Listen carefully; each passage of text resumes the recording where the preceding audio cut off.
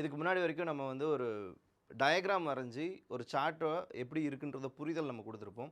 இனிமேல் நம்ம என்ன பண்ண போகிறோம் அப்படின்னா, டைரெக்டாக சார்ட்டை வச்சு அதில் என்ன பண்ண மாதிரியான மூமெண்ட்ஸ்லாம் இருந்திருக்கு. இது வரைக்கும் நீங்கள் டயக்ராமாக பார்த்த எல்லாத்தையுமே ரியல் சார்ட்டில் மூமெண்ட்ஸ் எப்படி இருக்கும், அதோடைய ஆக்டிவிட்டீஸ் என்னென்ன, அதோடைய புரிதல் எப்படி இருக்கும் அப்படின்றத ரொம்ப டெப்த்தாக நம்ம படிக்க போகிறோம். ஸோ நல்லா புரிஞ்சுக்கிட்டு அதை ப்ராக்டிஸ் பண்ணுங்கள். நம்ம நிறைய தடவை வீடியோஸில் பார்க்குறது, நீங்கள் நிறைய கொஷின்ஸ் கேட்குறதுக்கும் என்ட்ரி எடுக்கிறதுக்கும் தான் மெயினாக நீங்கள் ஃபோக்கஸ் பண்ணிகிட்டே இருக்கீங்க. என்ன சார் இதை வச்சு ட்ரேட் எடுத்து தரலாமான்னு? நான் ட்ரேட் எடுக்கிறதுக்காக சொல்லியே தரல. அதை ஃபஸ்ட் நீங்கள் நல்லா புரிஞ்சுக்கோங்க.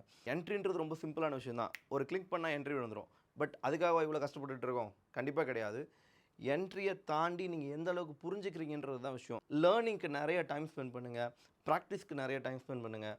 அதுக்கப்புறமா என்ட்ரி பற்றி யோசிக்கலாம். ஸோ நான் சொல்லி தரதில் என்ட்ரி மெத்தட்ஸ் எதுவுமே இருக்காது. ஜஸ்ட் மார்க்கெட் என்னென்ன மாதிரியெல்லாம் இருக்குன்றத புரிதலை தான் ஃபஸ்ட்டு இருக்கணும். புரிஞ்சுட்டு நல்லா நீங்கள் ட்ராவல் பண்ணதுக்கப்புறம் என்ட்ரிஸ் எப்படி எடுக்கணும், டார்கெட் எப்படி ஃபிக்ஸ் பண்ணணும், ஸ்டாப் லாஸ் எங்கே வைக்கணும், எவ்வளோ தூரம் நம்மளோட ரிஸ்க் மேனேஜ்மெண்ட்டை ஹேண்டில் பண்ணணும், இதெல்லாம் பொறுமையாக கற்றுக்கலாம். மார்க்கெட்டில் நிறைய ஸ்ட்ராட்டஜிஸ் இருக்குது. அதில் மெயினாக ஒரு ஸ்ட்ராட்டஜி என்னென்னு கேட்டிங்கன்னா, பிரேக் அவுட் ஸ்ட்ராட்டஜின்னு சொல்லுவாங்க. ஒரு ட்ரெண்ட் லைன் வரைஞ்சிட்டு ஈஸியாக அது பிரேக் அவுட். இதுக்கப்புறம் நீங்கள் மார்க்கெட்டுக்குள்ளே ட்ரேட் போகலாம். மார்க்கெட் இந்த தாண்டிருச்சு, இனிமேட் மார்க்கெட் கீழே தான் போகுது. இந்த பிரேக் அவுட்டை தாண்டிருச்சு, இனிமேட் மார்க்கெட் மேலே தான் போகுது அப்படின்னு நிறைய ஸ்ட்ராட்டஜிஸ் இருக்குது. அதில் பர்டிகுலராக அப்படின்ற ஸ்ட்ராட்டஜி இருக்குது. அதில் பர்டிகுலராக பார்த்தீங்கன்னா இந்த பிரேக் அவுட் ஸ்ட்ராட்டஜி அப்படின்றது எல்லாருக்குமே பொதுவாக தெரிஞ்ச ஸ்ட்ராட்டஜி தான். ஸோ அதை கரெக்டாக தப்பா அப்படின்ற வாதத்துக்குள்ளே நம்ம போவேனா, ஏன்னா பிரேக் அவுட் ஸ்ட்ராட்டஜி யூஸ் பண்ணி அதில் ப்ராஃபிட் பண்ணுறவங்களும் இருக்காங்க. இப்போ பிரேக் அவுட் அப்படின்றது தான் ஒரு மிகப்பெரிய ஸ்ட்ராட்டஜியாக எல்லாருமே பார்த்துட்ருக்காங்க. பிரேக் அவுட் பண்ணால் ஒரு ட்ரெண்ட் லைன் வரைஞ்சிட்டு அந்த ட்ரெண்ட் லைனை பிரேக் அவுட் பண்ணிச்சுன்னா மார்க்கெட் மேலே போயிடும், அந்த ட்ரெண்ட் லைனை பிரேக் அவுட் பண்ணிச்சுன்னா மார்க்கெட் கீழே போயிடும் அப்படின்ற மாதிரியான ஒரு தாட் இருக்கும். ஆக்சுவலாக அது கரெக்டாக தப்பான்ற வாதத்துக்கே நம்ம போவேனா, அது ஒரு கரெக்டான வே கிடையாது. அவ்வளோதான். அதில் ப்ராஃபிட் பண்ணுறவங்களும் இருக்காங்க, ப்ராஃபிட் பண்ணவும் முடியும். கரெக்டாக தப்பான்ற வாதத்துக்குள்ளே நம்ம போவேனா, லைக் நம்ம அதுலேருந்து என்ன தெரிஞ்சுக்க வேண்டியதுன்னா, அது கரெக்டான வேயா அப்படின்றது மட்டும் தான் நம்ம புரிஞ்சுக்கணும். கான்செப்ட் முக்கியமாக, ஸ்ட்ராட்டஜி முக்கியமாக அப்படின்னு பார்த்தா, என்னை பொறுத்தவரை நான் எப்பயுமே கான்செப்ட் பற்றி தான் பேசுவேன். ஸ்ட்ராட்டஜிஸ் ஜஸ்ட் தாண்டுனா என்ட்ரி, இது நடந்துச்சுன்னா என்ட்ரி அப்படிலாம் நம்ம திங்க் பண்ணவே கூடாது. சரி, அப்போ எப்படி என்ட்ரி திங்க் பண்ணணும் அப்படின்றத ஜஸ்ட் மார்க்கெட்டில் பார்க்கலாம். ஸோ இந்த பிரேக் அவுட் ஸ்ட்ராட்டஜின்றது ஒன்றுமே கிடையாது. ரொம்ப சிம்பிளாக என்ன பண்ணுவாங்கன்னா, இந்த லோவஸ்ட் பாயிண்ட், இந்த லோவஸ்ட் பாயிண்ட், இது ரெண்டையும் மார்க் பண்ணி ஒரு ட்ரெண்ட் லைன் வரைவாங்க. இந்த கோட்டுக்கு பேர் வந்து ட்ரெண்ட் லைன். இந்த மாதிரி இருக்கிற லோவெல்லாம் கனெக்ட் பண்ணி, இல்லாட்டி இருக்கிற ஹையெல்லாம் கனெக்ட் பண்ணி கோடு போட்டு அதை ட்ரெண்ட் லைன் நம்ம சொல்லுவோம். ஸோ அந்த ட்ரெண்ட் லைன் வரைஞ்சதுக்கப்புறம் அந்த ட்ரெண்ட் லைனை இந்த மாதிரி ஒரு கேண்டில் என்ன பண்ணியிருக்கோம்னா பிரேக் பண்ணியிருக்கோம். ஸோ அந்த பிரேக் பண்ணதுக்கப்புறம் மார்க்கெட் கீழே போகுது அப்படின்னு எல்லாருடைய தாட்ஸும் இருந்து இனிமேட்டு செல் என்ட்ரி போடுறது, இல்லாட்டி மேலே போகுதுன்னு சொல்லிட்டு பை என்ட்ரி போடுறது.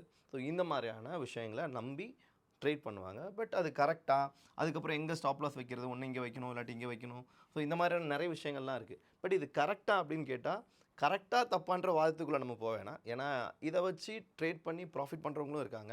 பட் அதெல்லாம் நான் ஸ்ட்ராட்டஜியாக மட்டும் தான் கன்சிடர் பண்ணுறோம். பட் ரியல் கான்செப்ட் என்னென்னா, அது ஏன் நடக்கணும், கரெக்டாக தப்பா அப்படின்னா பார்த்தா எல்லோரும் ஸ்டாப் லாஸ் இங்கே வைப்பாங்க, இல்லாட்டி இங்கே வைப்பாங்க, மார்க்கெட் இந்த இடத்துல தாண்டிடுச்சு, இனிமேட்டு மார்க்கெட் கீழே போகுது. ஸோ இந்த மாதிரியெல்லாம் ஒரு தாட் இருக்கும். அப்போ இதில் எங்கே எஸ்எல் வைப்பாங்க, இந்த பர்டிகுலர் ஏரியாவில் எஸ்எல் வைப்பாங்க, இந்த இடத்துல என்ட்ரின்னு வச்சுக்கோங்க. அப்போ இது எஸ்எல், இது என்ட்ரி அப்படின்னா டார்கெட் எவ்வளோ வரும். ஸோ அப்போ இதுக்கும் பார்த்தீங்கன்னா ஸ்டாப் லாஸ் அதிகமாக இருக்குது, டார்கெட் கம்மியாக இருக்குது. அப்போது இதில் எப்படி நீங்கள் உங்களோட ப்ராஃபிட் ரேஷியோவை ஃபிக்ஸ் பண்ண முடியும்?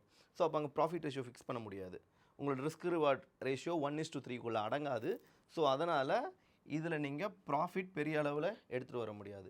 நீங்கள் எல்லோரும் என்ன திங்க் பண்ணுவாங்கன்னா, ஒரு 10 பாயிண்ட் பிடிச்சிடலாம், ஒரு 20 பாயிண்ட் பிடிச்சிடலாம் அப்படின்ற நோக்கத்தோட இந்த இடத்துல இருந்து ஓகே பிரேக் அவுட் ஆகிடுச்சா, இங்கேருந்து ஒரு 10 பாயிண்ட் பிடிங்க, அது வரைக்கும் போகுதுன்னு நினைப்பாங்க.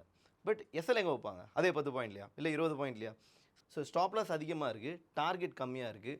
அப்போது லாஸ் பாருங்களேன், லாஸ் ஒரு 1%னா ப்ராஃபிட் 0.5% இருக்க போகுது. அப்போ லாஸ் 50 ரூபா ஆச்சு அப்படின்னா ப்ராஃபிட் எவ்வளோ வரப்போகுது, நம்மளுக்கு 25 ரூபா தான் வரப்போகுது. ஸோ இதில் நம்ம எப்படி ப்ராஃபிட் பண்ண முடியும்? அப்போது லாஸ் 50 ரூபா இருக்குன்னா ப்ராஃபிட் மினிமம் 150 ரூபாயாவது வேணும். அப்படி இருந்தால் தான் நம்ம அந்த ட்ரேடை எக்ஸிக்யூட்டே பண்ணலாம். ஆனால் எவ்வளோ வருன்றது நமக்கு தெரியாது. அப்போ முடிஞ்ச அளவுக்கு உங்களோட ஸ்டாப் லாஸை கம்மி பண்ணுறதுக்கும், அதுக்காக ஸ்டாப் லாஸ் கம்மி பண்ணுறதுனா எதுக்கு ப்ரோ இந்த இடத்துல எஸ்எல் வைக்கிறீங்க, இந்த இடத்துல எஸ்எல் வச்சிட வேண்டியதானே அப்படின்னு இந்த இடத்தையும் எஸ்எல்னு மார்க் பண்ணக்கூடாது. எங்கே எஸ்எல் வைக்கணுமோ, எங்கே எஸ்எல் வச்சா மார்க்கெட் எஸ்எல் அடிக்காதோ அங்கே தான் எஸ்எல்லை ஃபோக்கஸ் பண்ணணும். அப்போ நம்ம கான்சென்ட்ரேட் பண்ண வேண்டியது எங்கே எஸ்எல் வைக்கணும், எங்கே எக்ஸாக்டாக என்ட்ரி எடுக்கணும்னு. இஷ்டத்துக்கு பிரேக் அவுட் ஆச்சு, அதனால் நான் இங்கே ஒரு என்ட்ரி எடுத்தேன். இந்த மாதிரியான என்ட்ரி எடுத்தால் முடிஞ்ச அளவுக்கு தவிர்த்துட்டு ப்ராப்பராக என்ட்ரி எப்படி எடுக்கணும் அப்படின்றத புரிஞ்சுக்கிட்டா பெட்டராக இருக்கும். மார்க்கெட்டில் ஆல்ரெடி நம்ம பார்த்தது தான். என்ன பார்த்துருப்போம் அப்படின்னு கேட்டிங்கன்னா, பிரேக் அவுட் ஸ்ட்ராட்டஜி பார்த்தோம். கொஞ்ச நேரத்துக்கு முன்னாடி பார்த்தோம் இல்லையா? ஸோ சேம் த வே இங்கேயும் ஒரு பிரேக் அவுட் தான் இருக்குது. ஜஸ்ட் திங்க் பண்ணி பாருங்கள். இது ஒரு high high high and high. So இப்போ என்ன பண்ணுவாங்கன்னா, இது எல்லாத்தையும் மார்க் பண்ணி இந்த இடத்துல கோடு போட்டால் இந்த இடத்துல மார்க்கெட் வந்து இப்படி தாண்டுது அப்படின்னு சொல்லுவாங்க. ஸோ இதுக்கப்புறம் இங்கே ஒரு என்ட்ரி எடுக்கலாம் அப்படின்னு பார்த்தா, இந்த இடத்துல எல்லோரும் என்ட்ரி, இந்த இடத்துல எஸ்எல் அப்படின்னு வச்சு, அப்போ எவ்வளோ தூரம் அவங்களுக்கு டார்கெட் போகணும்னு தெரியாது. சரி ஒரு 10 பாயிண்ட் பிடிப்போம், ஒரு 20 பாயிண்ட் பிடிப்போம் அப்படின்னு மார்க்கெட்டில் சும்மா இஷ்டத்துக்கு பாயிண்ட்ஸ் பிடிக்கிறது. ஸோ அந்த மாதிரி 10 பாயிண்ட் 20 பாயிண்ட்லாம் பிடிக்கிற மாதிரி சரி மார்க்கெட்டில் அந்த மாதிரி 10 பாயிண்ட் 20 பாயிண்ட்டை ஃபோக்கஸ் பண்ணக்கூடாது. லிக்விடிட்டி தான் ஃபோக்கஸ் பண்ணணும் மார்க்கெட்டில். அப்போ நீங்கள் புரிஞ்சுக்க வேண்டியது, மார்க்கெட் இந்த இடத்துல நான் வாங்கிட்டா எந்த இடத்துல விற்கணும், அப்போ அந்த இடம் வரைக்கும் நீங்கள் ட்ராவல் பண்ணுறதுக்கு ஃபோக்கஸ் பண்ணணும். இந்த இடத்துல வாங்கிட்டிங்கன்னா எந்த இடம் வரைக்கும் நம்ம ட்ராவல் பண்ணணுன்றதை நீங்கள் ப்ராப்பராக ஃபோக்கஸ் பண்ணணும். ஸோ அப்போ இங்கேருந்து நீங்கள் வாங்குறீங்க அப்படின்னா மினிமம் லிக்விடிட்டி ஸ்பாட் வரைக்கும் நீங்கள் ட்ராவல் பண்ணணும். அப்போ அது எதுன்னு தெரியாது. வந்ததுக்கப்புறம் ஈஸியாக நம்ம சொல்லிடலாம் இங்கேருந்து இது வரைக்கும் ட்ராவல் ஆகிருக்குன்னு. பட் வரதுக்கு முன்னாடி நம்மளால் சொல்ல முடியாது. அப்போ நீங்கள் புரிஞ்சுக்கிட்டு எப்படி ட்ரேட் பண்ணணும் அப்படின்னா, அப்போது இதை ட்ரெண்ட் லைன்னு சொல்லிடுவாங்க சிலவங்க இதையே என்ன பண்ணுவாங்கன்னா, மறுபடியும் இங்கே ஒரு இது போட்டு இது ஒரு சேனல் பிரேக் அவுட். அப்போ ஒரு கோடு போட்டால் ட்ரெண்ட் லைன் பிரேக் அவுட், 2 கோடு போட்டால் சேனல் பிரேக் அவுட். அப்போ இங்கேருந்து இந்த லென்த்தை மெஷர்மெண்ட் எடுத்துப்பாங்க. இந்த மெஷர்மெண்ட் எடுத்து இங்கே வச்சா மார்க்கெட் தான் இவ்வளோ தூரம் போகும், இது டிபி, இது என்ட்ரி, இது எஸ்எல் அப்படின்னு பிரிச்சிடுறாங்க. அப்போ இவ்வளோ தூரம் போகும் அப்படின்றது இந்த சேனல் பேட்டர்னோடைய ரூல் அப்படின்ற மாதிரி ஃபிக்ஸ் பண்ணிடுறாங்க. பட் இதுக்கு நம்ம அகைன்ஸ்ட்லாம் கிடையாது. மார்க்கெட் இதுக்கு சூப்பராக ரியாக்ட் ஆகும். Always price action is king. ஏன்னா ப்ரைஸ் ஆக்ஷன் யாரால் நடந்துகிட்டு இருக்குது அப்படின்னா ரீட்டைலர்ஸ் தான் நடந்துகிட்டு இருக்குது. அப்போது ரீட்டைலர்ஸாக மார்க்கெட்டை மூவ் பண்ணுறாங்க. ரீட்டைலர் இல்லைன்னா மார்க்கெட் மூவ் ஆகாது. ஆனால் எல்லாருடைய பார்வை எப்படி இருக்குன்னா, இன்ஸ்டியூஷன்ஸ் தான் மார்க்கெட்டையே மூவ் பண்ண வைக்கிறாங்க அப்படின்னு. எஸ் அஃப்கோர்ஸ் இன்ஸ்டியூஷன்ஸ் இருக்கிறதுனால தான் மார்க்கெட் மூவ் ஆகுது. பட் இன்ஸ்டியூஷனே மார்க்கெட் மூவ் பண்ணிட்டு இருந்தால் அவங்களால எப்படி சம்பாதிக்க முடியும்?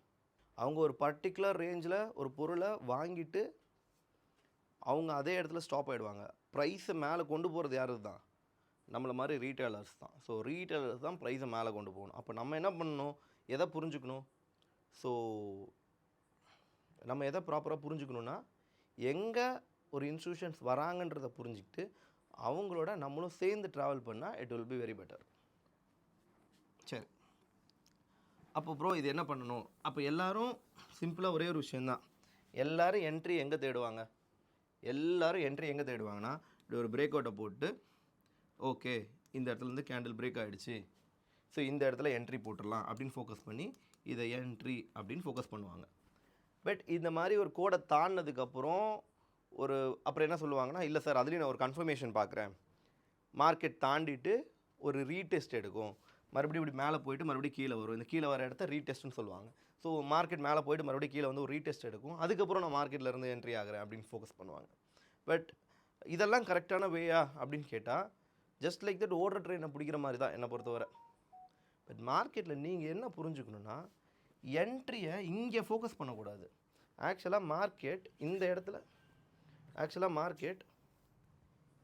இடத்துல என்ட்ரி கொடுக்கல. ஆக்சுவலாக மார்க்கெட் இந்த ஒரு பர்டிகுலர் கேண்டில் இருக்கு இல்லையா, அட் லாஸ்ட் அந்த இடத்துல தான் என்ட்ரி கொடுத்துருக்கு. அங்கே தான் இன்ஸ்டியூஷன்ஸ் ப்ளே பண்ணியிருப்பாங்க. ஏன்னா பாட்டமில் தான் முடிஞ்ச அளவுக்கு இன்ஸ்டியூஷன்ஸ் வாங்க ஆரம்பிப்பாங்க. அப்போது இங்கே ஒருத்தங்க வராங்கன்னா நீங்கள் இங்கே ஃபோக்கஸ் பண்ணக்கூடாது. ஆக்சுவலாக அதோடைய ஃபோக்கஸ் இந்த இடத்துல இருக்குது. ஸோ இந்த கேண்டிலை ஃபோக்கஸ் பண்ணி தான் இந்த என்ட்ரியே இருக்கும். ஸோ இந்த கேண்டில் தான் ஃபஸ்ட்டு, இந்த கேண்டில் ரெண்டாவது. ஸோ அப்போ என்ட்ரியை நீங்கள் முடிஞ்ச அளவுக்கு இந்த கேண்டிலில் ப்ளேஸ் பண்ண தான் பார்க்கணும். அப்போது எப்படி சார் எல்லாருமே என்ட்ரியை ஒரு கோடு போட்டு இதை தாண்டுறப்போ தான் என்ட்ரின்னு ஃபோக்கஸ் பண்ணுவாங்க. ஆனால் நீங்கள் ஏன் இந்த இடத்துல ஃபோக்கஸ் பண்ணுறீங்க, பர்டிகுலராக இந்த பிளேஸில் ஏன் ஃபோக்கஸ் பண்ணுறீங்க அப்படின்னா, ஒரு பொருள் வாங்கணுன்னா ஆல்ரெடி என்ன ரெடியாக இருக்கணும், ஒரு ஆள் விற்க ரெடியாக இருக்கணும். அப்போது ஒரு இன்ஸ்டியூஷன்ஸ் கண்டிப்பாக அவங்களுடைய என்ட்ரிஸ் எப்படி தான் வைப்பாங்க, குவான்டிட்டி பெருசாக வைப்பாங்க. அப்போது குவான்டிட்டி குவான்டிட்டி அதிகமாக தான் அவங்க ஆர்டர்ஸ் ப்ளேஸ் பண்ணுவாங்க. அப்போது ஒரு என்ட்ரி அதிகமாக ப்ளேஸ் ஆகுதுன்னா டெஃபினட்டாக அதிகமான ஒரு என்ட்ரி செல்லுக்கு ரெடியாக இருக்கணும்னு அர்த்தம். அப்போ எங்கே செல் ஆர்டர் அதிகமாக இருக்கோ அங்கே தான் பை ஆர்டரும் ப்ளேஸ் ஆகும். அப்போது நீங்கள் புரிஞ்சுக்க வேண்டியது, இந்த பிரேக் அவுட் ஆன உடனே என்ட்ரி ஆகணுமா, இல்லை எந்த கேண்டிலில் செல் ஆர்டர் அதிகமாக இருக்கோ அதுக்கு ஈக்குவலண்ட்டான பை ஆர்டர் இங்கே ப்ளேஸ் ஆகும். ஸோ ஒரு செல்லை பேஸ் பண்ணி தான் ஒரு பை ஃபார்ம் ஆகும். இப்போ நீங்கள் ஒரு என்ட்ரி எங்கே தேடணும், இங்கே பிரேக் அவுட்டில் தேடக்கூடாது, நீங்கள் தேடணுன்னா பின்னாடி தேடணும். ஸோ ஆல்ரெடி மார்க்கெட்டில் நடந்து முடிஞ்சிருக்கணும், ஓடுற ட்ரெயினில் ஏறவும் கூடாது. ஸோ அப்போது ஒரு ட்ரெண்ட் லைன் போட்டோம், பிரேக் அவுட் ஆச்சு, இங்கே என்ட்ரி அப்படின்றத ஃபோக்கஸ் பண்ணுறதை விட்டுட்டு எல்லோரும் என்ன திங்க் பண்ணுவீங்க, பையிங் ஆப்பர்ச்சுனிட்டி இந்த இடத்துல க்ரியேட் ஆகிருக்குன்னு திங்க் பண்ணுவாங்க. ஆக்சுவலாக பையிங் ஆப்பர்ச்சுனிட்டி அங்கே க்ரியேட் ஆகலை, பையிங் ஆப்பர்ச்சுனிட்டி இந்த இடத்துல க்ரியேட் ஆகிருக்கு. அப்போது இங்கே ஒருத்தங்க விற்கிறாங்கன்னா தான் இங்கே வாங்க முடியும். அப்போது இந்த ப்ரைஸில் இந்த இடத்துல யாரோ செல்லிங் நடந்திருக்கு, ஸோ அதுக்கு ஈக்குவலண்ட்டாக இங்கே பையிங் நடந்திருக்கு. ஸோ மார்க்கெட்டை இந்த 2 ஆங்கிளில் தான் நீங்கள் புரிஞ்சுக்கிட்டு உங்கள் என்ட்ரியை ப்ளேஸ் பண்ண ஆரம்பிக்கணும். ஸோ அதுக்கு நீங்கள் ப்ராப்பராக புரிஞ்சிக்க வேண்டியது, மார்க்கெட்டில் ஒரு இன்ஸ்டியூஷன்ஸ் எப்படி பிஹேவ் பண்ணுவாங்க, ஒரு ரீட்டெயிலர் எப்படி பிஹேவ் பண்ணுவாங்க, இன்ஸ்டியூஷன்ஸ் எந்தெந்த இடத்துலலாம் வந்து என்ட்ரி கொடுப்பாங்க, இந்த மாதிரியான கேண்டலோடைய டெப்த்தான நாலேஜை புரிஞ்சுக்கிட்டிங்கன்னா இதை கண்டுபிடிக்கிறது கொஞ்சம் ஈஸியாக இருக்கும். பட் என்ன தான் இது கண்டுபிடிச்சாலும் மார்க்கெட் 50-50 தான். 100% யூ கேன் டிட் மார்க்கெட் 50-50 தான். 100% மார்க்கெட்டை ப்ரிடிக்ட் பண்ண முடியாது. ஸோ அப்போ நீங்கள் தப்பிக்கிறதுக்கு ஒரே ஒரு வழி, விச் இஸ் ரிஸ்க் மேனேஜ்மெண்ட் மட்டும்தான். இதில் என்ன விஷயம்னு கேட்டிங்கன்னா, அப்போது என்ட்ரி இங்கே இல்லை, அப்போ என்ட்ரி இங்கே தான் இருக்குது அப்படின்னா இதுக்கான ஆக்சுவல் பிளேஸ் இந்த இடத்துல இருக்குது. சிம்பிளாக பாருங்கள், இதே நீங்கள் பிரேக் அவுட் போட்டிருந்தீங்கன்னா என்ன நடந்திருக்கும், பிரேக் அவுட்டில் என்ன பண்ணியிருப்பீங்க, என்ட்ரி இங்கே ப்ளேஸ் பண்ணியிருப்பீங்க, எஸ்எல் இங்கே ப்ளேஸ் பண்ணியிருப்பீங்க. அப்போது இவ்வளோ பெரிய இது என்ட்ரி, இது எஸ்எல், இதான் உங்களுடைய 1%ன்னு வச்சுக்கோங்க. அப்போது எஸ்எல் பெருசாக இருக்குல்ல. இதே நீங்கள் மார்க்கெட்டை கொஞ்சம் நல்லா புரிஞ்சுக்கிட்டு வந்தீங்கன்னா, ஸோ உங்களோட என்ட்ரியை, இது entry and this is your SL, ரெண்டுத்துக்கும் எவ்வளோ வித்தியாசம் இருக்குது பாருங்கள். இது என்ட்ரிக்கும் இது எஸ்எலுக்கும். அப்போ இங்கேருந்து இவ்வளோ பெருசுக்கு உங்களுக்கு 1%. இப்போது இங்கேருந்து இவ்வளோ பெருசு தான் இருக்குது, இதுவும் 1%.